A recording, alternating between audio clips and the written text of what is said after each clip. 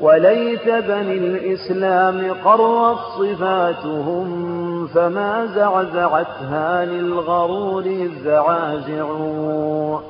وليتهم ساسوا بنور محمد ممالكهم إذ باغتتها القواقع. وليتهم لم ينحروا بسلاحهم نحورهم إذ جاش فيها التقاطع. لقد مكن الأعداء منا انخداعنا وقد لاح آل في المهام لامع. وسورة بعض فوق بعض وحملة لزيد على عمرو وما ثم راجع. وتمزيق هذا الدين كل لمذهب له شيع فيما ادعاه تشايع. وما الدين إلا واحد والذي نرى ضلالات أتباع الهوى تتقارع.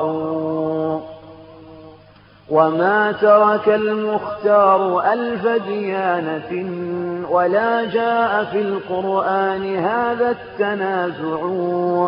فيا ليت أهل الدين لم يتفرطوا وليت نظام الدين للكل جامع. لو التزموا من عزة الدين شرطها لما اتضعت منها الرعان الفوارع.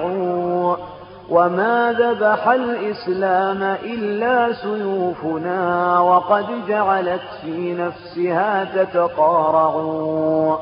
ولو سلت السيفين يمنى أخوة لدكت جبال المعتدين المصارع. وما صدعة الإسلام من سيف خاصمه بأعظم مما بين أهليه واقع. فكم سيف باغ حز أوداج دينه بأفظع مما سيف ذي الشرك باخع. هراشا على الدنيا وطيشا على الهوى وذلك سم في الحقيقة ناقع.